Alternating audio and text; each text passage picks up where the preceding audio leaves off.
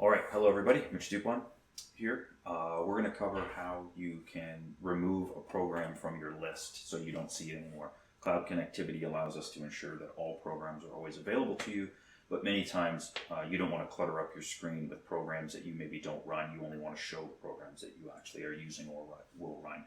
And so let's go over how you can remove the programs from your screen, or deactivate them as we say. So as you can see my screen here, basically I want to get rid of this part 1 operation test program.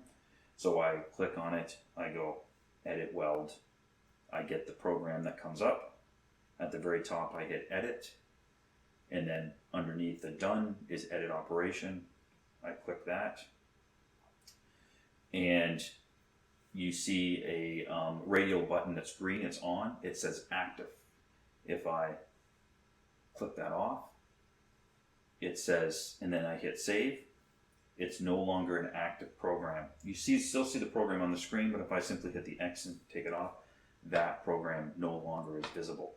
Now, the other element to this that you have to know and understand is that underneath the plus at the very top where it says Mitch BotX plus in blue, right underneath that it says hide inactive. If I click that on, all of the programs that I have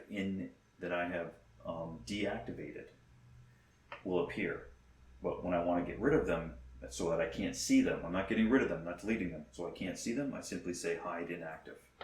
And now they're no longer visible. So you can still see them and find them at some point, but in this case right now, we have deactivated them so they're not visible.